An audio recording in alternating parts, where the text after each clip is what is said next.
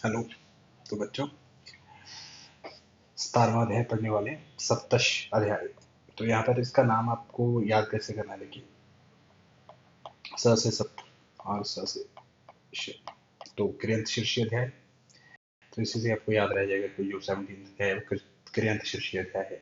उसके बाद आपको जो 6 नंबर श्लोक में से क्या देखना है, देखिए यहाँ पर 5 प्रकार के सरो रोग बताए गए हैं, 5 प्रकार के हृदय रोग बताए गए हैं, और द्वितीय व्याधिनाम द्वितीय षष्ठी दोषमान विकल्प दिया, और दोषमान विकल्प वैसे दो रोग कितने प्रकार के बताए गए 62। तो ये क्वेश्चन आ जाता है कि दोषमान विकल्प भेद से कितने प्रकार के होते हैं, तो 62। और जो क्षय है, तो क्षय जो है कितने प्रकार के होते हैं, तो क्षय 18 प्रकार के होते हैं। ठीक है, तो कभी कभी पूछ रहे थे कि क्षय कितने प्रकार के, क्षय 18 प्रकार के होते हैं।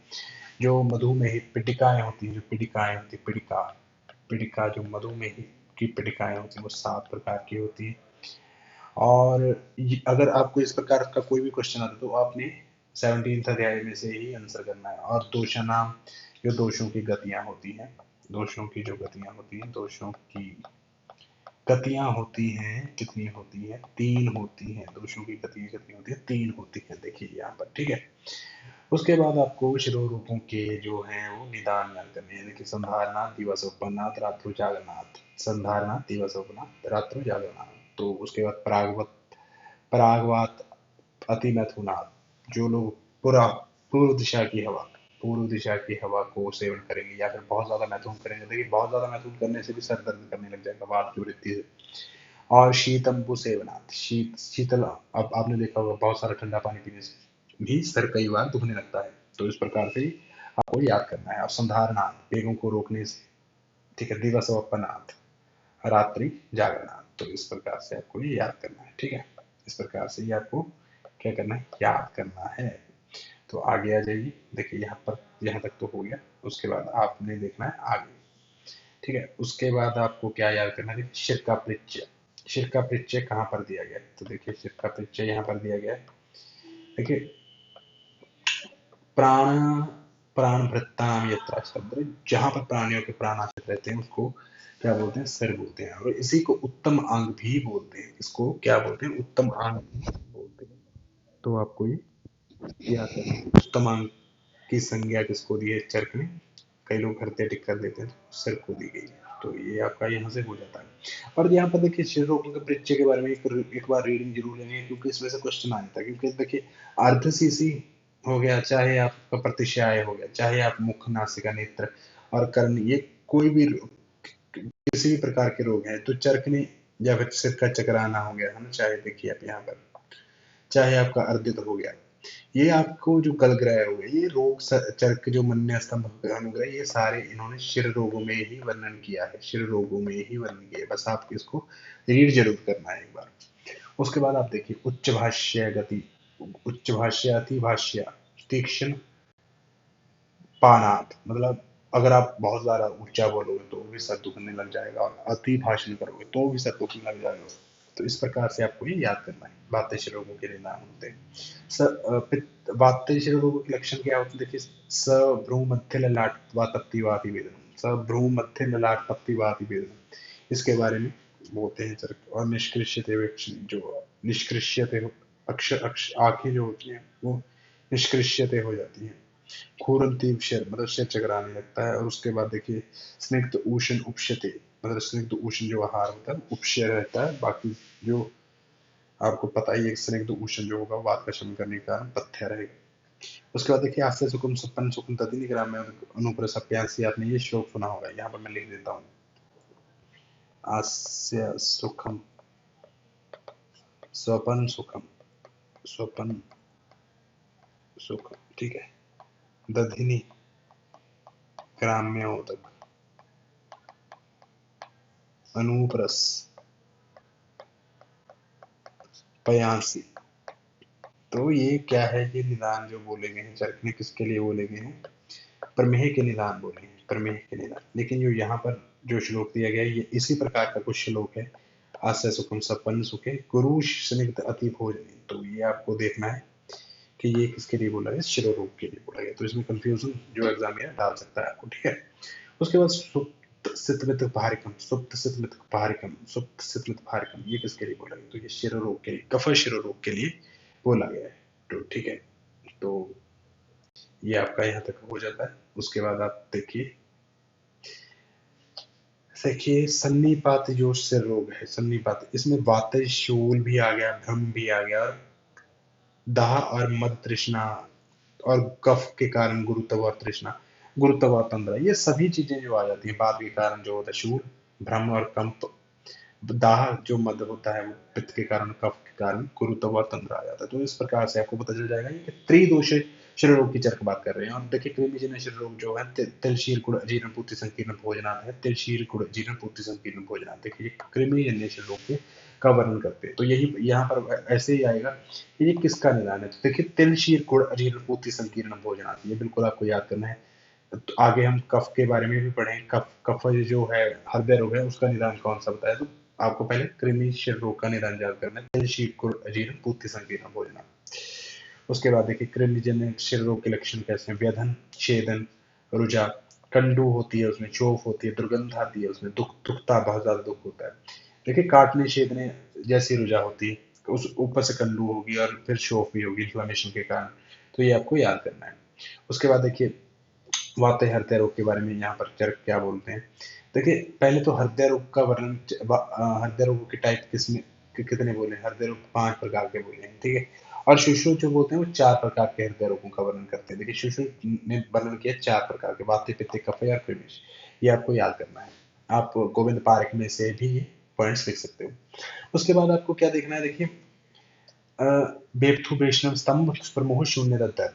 तो ये क्वेश्चन कई बार पूछते हैं कि दर, दर है जो, दर, दर इज सिम्टम ऑफ, दर इज सिम्टम ऑफ किस प्रकार के हृदय रोग का सिम्टम है। तो ये वात का सिम्टम है, ठीक है। शून्यता, बात शून्य, शून्य शून्य अगर कोई चीज खाली है तो उसमें क्या होती है, वात। तो शून्यता आप ऐसे याद करोगे, शून्यता किसका, वात का। प्रमोह, प्रमोह कई बार स्टूडेंट कंफ्यूज हो जाते हैं क्योंकि वहां पर पित्तज भी ऑप्शन होती है। तो आपको क्या याद करना है, प्रमोह इज फॉर वात, प्रमोह इज फॉर वात, प्रमोह is for what, and there is also for what. तो ये आपको याद हो जाएगा।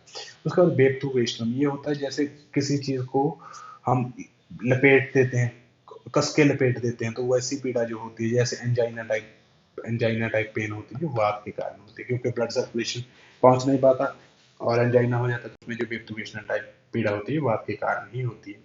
तो उसके बाद देखिए यहाँ पर ऐसे लगता है कि अम्ल पित्त की जैसे सिम्टम है, हृदय तिक्त, हृदय धा तिक्तता, वक्त्रे, तिक्त अम्ल उद्गार कलम। तो जो तिक्त अम्ल उद्गार आते हैं और कलम जो लक्षण मिलता है, तो वो किसमें मिलता है, कलम जो लक्षण मिलता है, देखिए ये पित्तज में मिलता है। तो इसको आपको रट लेना है, बिल्कुल ही इंपॉर्टेंट रहता है, ठीक है। उसके बाद आपको देखना है कफई, कफई हृदय अत्यादान, कुरु स्निग्ध, जो बंदा अचिंतनम, अचेष्टनम, तो जो बंदा इसी प्रकार का विहार करेगा उसको भी कफई हृदय रोग हो जाएंगे। तो उसको उसका देखिए यहाँ पर सुप्त सितमित भारिकम, यही सुप्त सितमित भारिकम आपको दोनों के लिए बोला है, सुप्त सितमित भारिकम, ये किस दोनों के लिए बोला है, चाहे वो वात शिर रोग हो, कफई शिर रोग हो, ठीक है, चाहे कफई हृदय रोग, चाहे कफई हृदय रोग, तो दोनों के लिए आपको ये याद करना है। देखिए ये वाला, ये जो दिया है, ठीक है, इंपॉर्टेंट है ये। तो उसके बाद जो ये बहुत ज्यादा इंपॉर्टेंट रहता है, तिलशील गुड़ अजीर्ण गुड़ नाम ग्रंथि नाम उपजायते। देखिए तिल शीर गुड़ आदि ग्रंथि ग्रंथित अस्य उपजायते। देखिए तिल शीर गुड़ जो खाते हैं बंदे और उनको क्या होता है, ग्रंथि उत्पन्न हो जाती है। इसी से आपको पता चलेगा कि उनके हृदय में ग्रंथि उपज हो जाती है, ग्रंथि उत्पन्न हो जाती है। तो ग्रंथि जो पैदा हो जाती है उसमें रक्त धातु जो आके रस धातु क्लेद उत्पन्न कर देता है। तो उसमें उसमें क्या होता है, कृमि वगैरह पड़ जाते हैं जिसके कारण उसमें बहुत ज्यादा पीड़ा होती है। तो इसको देखिए हृदय क्या होता है, अगर कृमि पड़ जाते हैं तो उसे जैसे ही कीड़े काटेंगे, कृमि जो काटेंगे, तो उससे क्या सूची सूची में मतलब सुई के वेदने के समान पीड़ा होगी। और जैसे शस्त्र काट रहा हो वैसे पीड़ा होगी, क्योंकि सॉफ्ट टिश्यू है, अगर ऐसे कोई कीड़ा काटेगा तो उस शस्त्र के कारण इसके समान और बहुत ज्यादा महारुजा होगी। तो शस्त्र जाते कंडू महारुजन। तो ये भी इंपॉर्टेंट है कि शस्त्र जाति कन्नो महानुजम हृदय किस हृदय रोग में बोला गया। तो कई लोग क्या करेंगे, बात कर देंगे, लेकिन यहाँ पर क्या है, आपको क्रिमी आंसर करना है, नॉट बात। ठीक है, बात को नहीं करना, क्रिमी आंसर करना है इस केस में। ठीक है, और सुदारुणम, सुदारुणम आपको ये याद करना, सुदारुणम, सुदारुणम मीन्स फॉर क्रिमी हृदय रोग। तो आपका ये अच्छे से हो जाएगा। तो बहुत ही इंपॉर्टेंट था ये। आगे देखते हैं। आगे आप आ जाइए। यहाँ पर देखिए दोषों की 3 प्रकार की जो गतियां दी गई हैं, बढ़े हुए, मतलब जितनी मात्रा में बढ़े हुए होते हैं वो अपने लक्षणों को प्रकट कर देते हैं। ये रेफरेंस के लिए बोला गया, आपको हिंदी पढ़नी है बस इसकी। ठीक है, उसके बाद आप आगे आ जाइए। ये बहुत ज़्यादा इंपॉर्टेंट रहता है आपके क्लिनिकल पर्पस के लिए और आपके दोनों थ्योरी पर्पस के लिए। ठीक है, देखिए ध्यान से देखिए।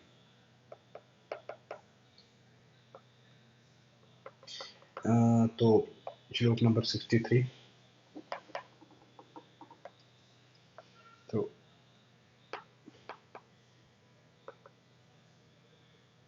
देखिए यहाँ पर घटते सहते शब्दों न उच्च द्रव्यति शून्य थे। ये सीधा पूछ रहे थे कि घटते सहते शब्दों न उच्च द्रव्यति शून्य थे किसके लिए बोला गया है। तो ये किसके लिए बोला गया है, आपको पता है कि ये बोला गया है रस क्षय के लक्षण के लिए। ठीक है, रस क्षय, घटते सहते शब्दों न उच्च द्रव्यति शून्य थे हृदय ताम्य थी स्वल्प चेष्टा भी रस क्षय।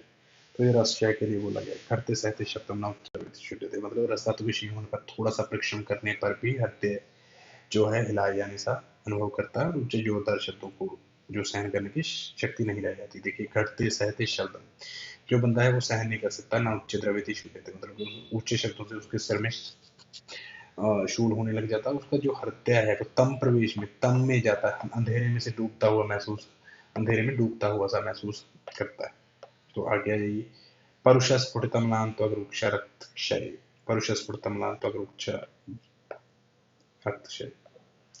ठीक है, परुष स्फुटितम्लान त्वगरुक्ष रक्षय, परुष स्फुटितम्लान त्वगरुक्ष रक्षय।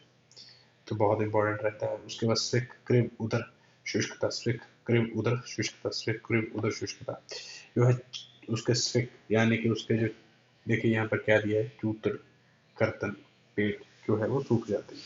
तो स्विक मतलब अगर उसका मांस ही क्षय हो गया तो इन जो ये प्रदेश होते हैं इनमें ही ज्यादा मांस रहता है तो वो सूख जाएंगे।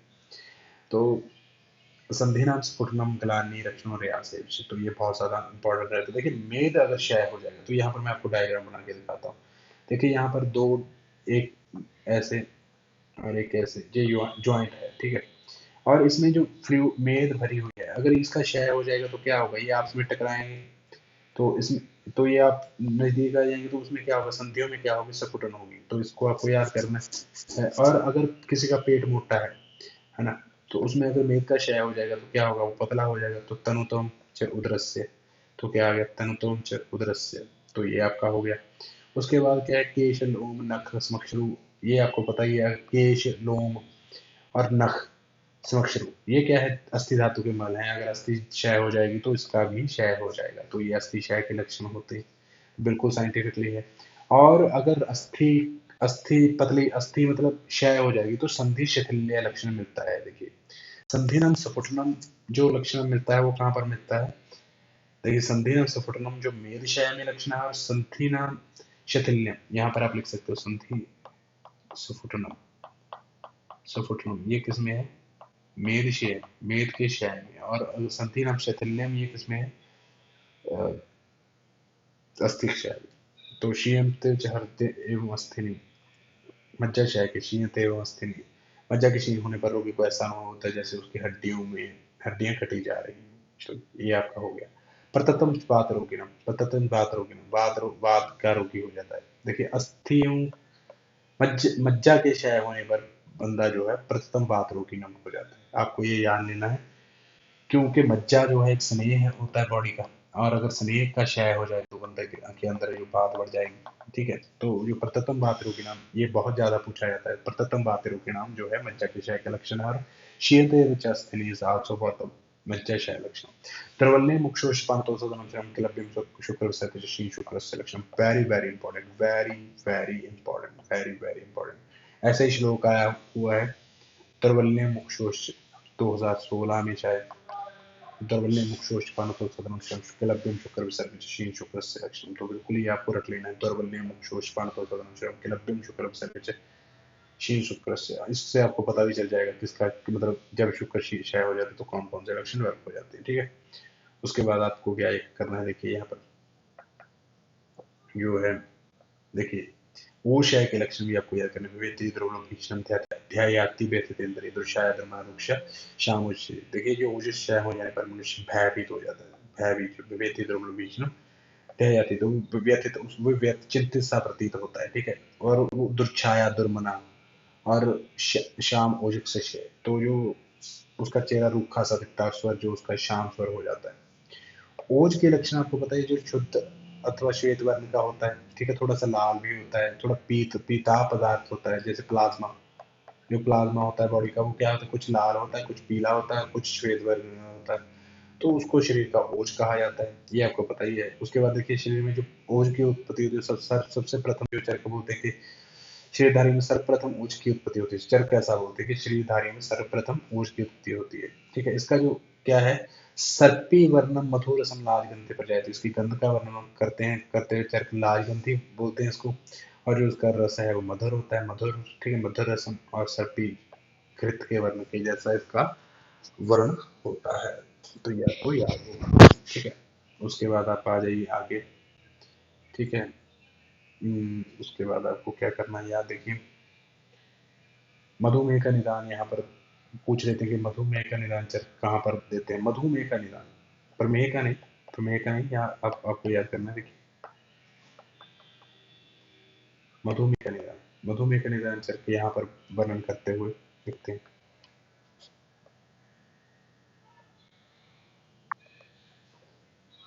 तो मधुमेह का जो चरक है वो यहाँ पर वर्णन करते हैं। ठीक है, आपको देखना है ध्यान से। गुरु स्निग्ध अमल लवण अति मात्र समक्षमता, जो ऐसे ही पूछ लेते हैं। तो प्रमेह का निदान जो होता है वो कहाँ पर वर्णन करते हैं, आपको पता ही, चिकित्सा स्थान में। और लेकिन जो मधुमेह का निदान है, मधुमेह का निदान, तो मधुमेह का निदान यहाँ पर 17th अध्याय क्रियंत शीर्षिका में वर्णन मिलता है। तो बिल्कुल आप इस सीधा ही याद कर सकते हो। ठीक है, और 7 प्रकार की प्रमेह पट्टिकाओं के नाम श्राविका, कच्छपिका, जालनी, शर्ष्पी, अजीविलता और वेदांती। इसको आपको सीरीज में याद करना है। श्राविका, कर्षपिका, जालनी, शर्ष्पी, अजीविलता, वेदांती। ठीक है, ये आपके हो जाएगा। ठीक है, उसके बाद आप आ जाइए अगले पेज पे। तो हम धीरे धीरे इन सारे सभी प्रमेय पट्टिकाओं के नाम को पढ़ लेंगे। ठीक है, देखिए ध्यान से देखिए। ठीक है, देखिए देखिए अंतोन्नता मध्य निम्न श्यावाकले ध्रुगानी बता। देखिए जो किनारों से जो उठी हुई हो, देखिए ऐसे किनारों से जो उठी हुई हो लेकिन मध्य से निम्न हो, मध्य निम्न और अंत मतलब जाने किनारों से उन्नत हुई हो, किनारों से उन्नत, अंत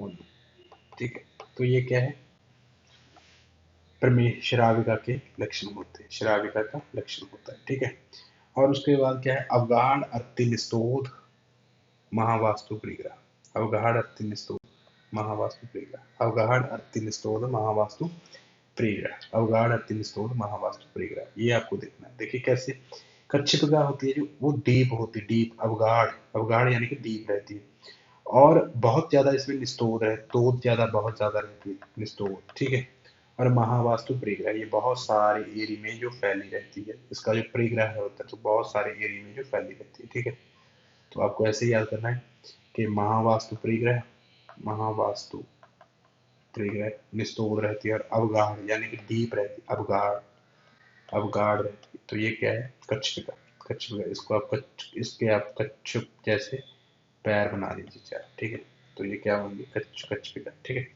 कच्छपिका आपको याद हो गई ना, बिल्कुल याद हो गई आपकी कच्छपिका। उसके बाद आपको क्या करना है, जालनी याद करनी है। जालनी में से क्या, बिल्कुल जाल में से स्निग्ध स्राव हो रहा है। आप सोचिए कि कोई जाल है उसमें स्निग्ध स्राव हो रहा है। देखिए ऐसे मैंने याद किया था, एक जाल बनाया था उसमें स्निग्ध स्राव हो रहा था, और उसमें क्या है, जैसे ही देखिए ऐसे अगर नीचे से प्रेशर पड़ेगा तो उस पे वेन्स का जो जाल बन जाएगा, ठीक है। तो अगर प्रेशर बढ़ रहा है तो अब तो उसमें पीड़ा भी होगी, ठीक है, पीड़ा होगी। तो रुझा होगी, रुझा तोड़ बहुला, रुझा तोड़ बहुला, इसको आपको याद करना। और सूक्ष्म छिद्र जाली, जिसमें सूक्ष्म छिद्र हो जाए वो जाली होती है। उसके बाद आपको क्या करना है, शर्षपी, शिप्रपाका, शिप्रपाका जो है शर्षपी, महारुझा, शर्षपी। और जो शर्षप आभे पेटिकाओं के कारण ही तो इसे शर्षपिका बोला जाता है कि सरसों किस प्रकार की होती है, काली होती है सरसों। तो सरसों के आकार की जो होती है, ऐसे पेटिकाएं उत्पन्न हो जाती हैं, जिसमें शीघ्र ही पाक हो जाता है, जो कि शीघ्र ही पक जाती है, यानी कि शीघ्र ही जो क्या है वो रेडनेस को प्राप्त कर लेती है, लाल लाल लाल हो जाती है, पक जाती है, ठीक है, इस प्रकार। तो क्या हुआ, शर्ष आभा, शर्षपाभी जो पिटिकाएं हैं, जिनमें बहुत सारी महारुजा है, और जो शिपर पाका है, तो वो क्या है, शर्षपी। उसके बाद अलजी आप देखिए, तृष्णामो मद, तृष्णामो ज्वर प्रदा, तृष्णामो ज्वर प्रदा, इसको आपको याद करना है, ठीक है। और इसमें आपको एक ये लक्षण है विसर्पति, विसर्प के समान जलन पैदा करती है, तो उसको क्या बोलते हैं, अलजी बोलते हैं। जो इम्पोर्टेंट है वो ये पूछते हैं, ये क्वेश्चन बार बार पूछते हैं कि पृष्ठे, जो हमेशा पीठ पर पैदा होने वाली होती है भिन्नता, और ये भी अवगाढ़ होती है, रुजा क्लेद, इसमें अवगाढ़ रुजा क्लेद, और जो पीठ पर होती है, और नील वर्ण की पिटिका होती है, तो उसे क्या बोलते हैं, हम इसको क्या करते हैं, नील वर्ण की पिटिका है तो इसको नीले नीले रंग से ही हाईलाइट कर देंगे। देखिए अपने पास कलर्स बहुत, क्या फायदा फिर इतना, है ना, करने का, अगर आप देखिए, ठीक है, नीले नीले कलर से कर देंगे। और ये पीठ पर पैदा होती है, हमेशा पीठ पे, ऐसे पीठ बना लो किसी की, तो ये इसमें से क्लेद बहता रहता है, पीठ पे हो जाती है, पीठ पे होती है तो इसमें से क्लेद बहता रहेगा। क्लेद क्लेद कैसा होता है, जेलो कलर का, तो इसको इसमें से जेलो पसंद निकल रही है, तो इसमें इसको याद करेंगे क्लेद। तो ये डीपली सीटेड होती है ऐसे, तो भिन्नता क्या है, डीप होती है, अवगाढ़ होती है, अवगाढ़ होती है, ठीक है। तो इसको आपको ऐसे याद करना, नील वर्ण की होती है, ठीक है।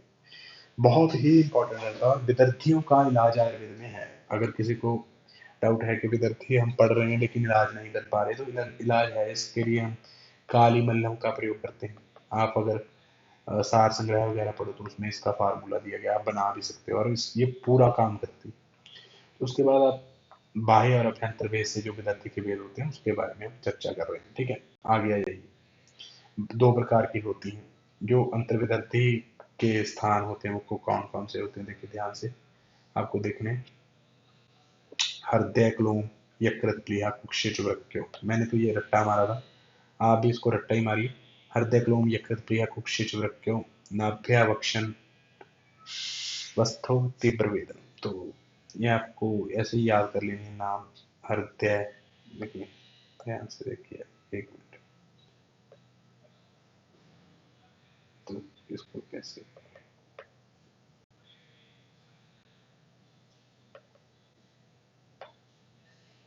ठीक है।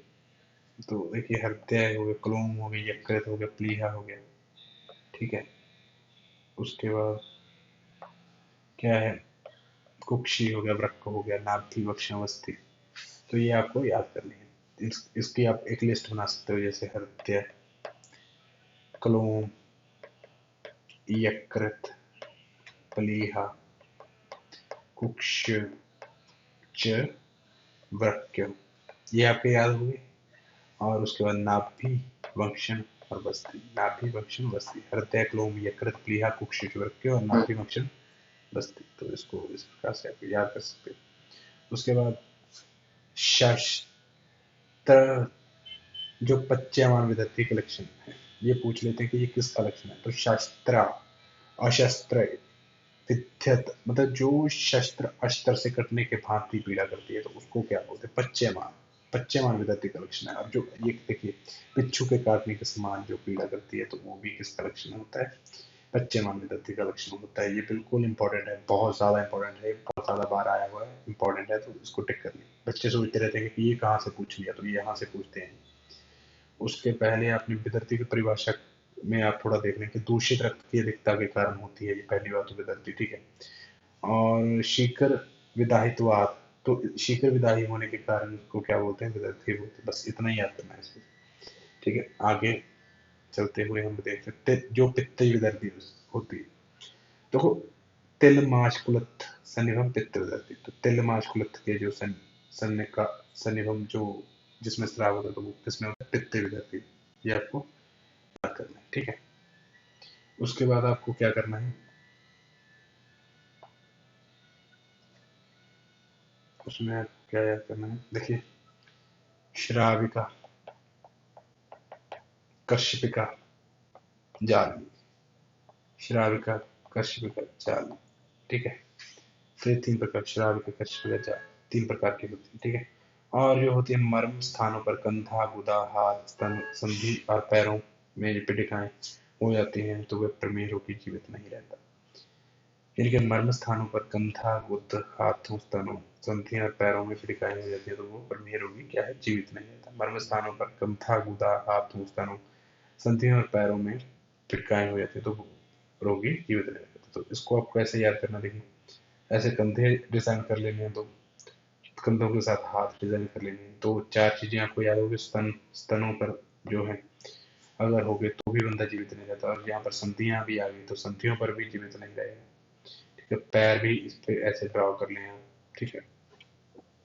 तो और मर्म मर्म स्थानों पर, ठीक है, मर्म स्थानों पर अगर ये हो जाती है तो बंदा जीवित नहीं रहता। तो इस प्रकार से आप 1 2 3 4 5 6 7 7 प्रदेश ऐसे हैं यहाँ पर अगर प्रमेय पीड़िकाएं हो जाए तो बंदा जीवित नहीं रहता। तो जो इम्पोर्टेंट है वो यही है कि प्रमेय पीड़िकाओं के उपद्रव क्या होते हैं। जो सेप्टेसीमिया के उपद्रव रहते हैं वही प्रमेय पीड़िकाओं के उपद्रव भी रहते हैं। देखिए प्यास लगेगी मनुष्य को, सेप्टिसिमिया के कारण कई बार टीएलसी बढ़ जाती है, डब्ल्यूबीसी बढ़ जाती है तो मनुष्य श्वास से पीड़ित हो जाता है। मांस का गलना यानी कि गैंग्रीन पैदा हो जाता है। गैंग्रीन तो आपने देखा ही होगा प्रमेय पीड़िकाओं के कारण। कभी कभी सेप्टिसिमिया के कारण शॉक आ जाता है तो मनुष्य को मूर्छा हो जाती है। कई बार बेकस नर्व ज्यादा स्टिमुलेट हो जाती है तो खांसी के कारण तो हिचकी लग जाती है बंदे को, ठीक है। मद, ज्वर, विसर्प, ये सभी जो है ना वो ये सारे लक्षण जो है सेप्टिसीमिया के लक्षण होते हैं। तो ये आपको याद करना है, ठीक है। हृदय का अवरोध भी आपको देख लेना है। उसके बाद जो है दोषों की तीव्र गति आपको पता है, क्षय, स्थान और स्थान संशय और जो वृद्धि। देखिए यही तीन प्रकार की जो होती है दोषों की गति होती है। तो ये आपने देख लिया, ठीक है। श्राविका, कश्यपिका, जालनी जो होती है ये यहाँ पर आपने देख लिया था कि ये दो सह होती है, इसमें मेथे धातु अत्यंत दूषित रहता है और उनमें श्रावित कष्ट जाली ये कष्ट अधिक कष्ट देने वाली रहती है, ठीक है। उसके बाद जो शस्त्रीय जीवितता एवं विदर्ती थी ये चिकित्सा करने पर साध्य हो जाती, ठीक है। तो ये क्वेश्चन आ जाता है। तो आगे देखिए कफ की गतियों के बारे में बताते हुए क्या बोलते हैं, प्रकृतिस्थ कफ जो मतलब जो प्राकृतिक अवस्था में रहता है वो कफ ही क्या है, बल है। तो यहाँ पर जो आपका श्लोक दिया गया इसमें बताया क्या जा रहा है, देखिए जो प्राकृतिक अवस्था में रहता है वो जो श्लेष्म है उसी को बल बोलते हैं, ठीक है। उसी को ओज भी बोला गया है, प्राकृतिक कफ को ही शरीर में ओज बोलते हैं। तो कई बार क्या है ऐसा क्वेश्चन जो है ना असर्शन रीजन में आ सकता है कि प्राकृतिक बल को ही ओज बोलते हैं। तो ये आपको थोड़ा इस असर्शन रीजन में रीजन के लिए एक अच्छी लाइन बन सकती है। देखिए कि जो प्राकृतिक बल है, प्राकृतिक श्लेष्मा को बल भी बोला जाता है। तो ये हो गया ये, तो उसको ओज भी बोला जाता है। तो ये दोनों हैं इससे इसमें सही हो जाएंगे, ठीक है। और विकृत कफ को पाप बोला जाता है तो इसको आपको ऐसे पाप बोला जाता है विकृत कफ को, ठीक है। तो ये आपका इस प्रकार से हो जाता है, ठीक है। यहाँ तक हमारा जो 17 चैप्टर है वो रेडी हो जाता है। आप जाइए पढ़िए और जाके क्वेश्चन सॉल्व करिए, ठीक है। यहाँ पर हम आज की क्लास यहीं पर ओवर करते हैं और इसी प्रकार क्रैश कोर्स में की क्लास में आप बने रहिए, ठीक है। जो बच्चे क्लास नहीं लगा रहे वो हर रोज क्लास में जाया करिए। धन्यवाद, बने रहिए आयुर्वेदिक क्लासरूम के साथ।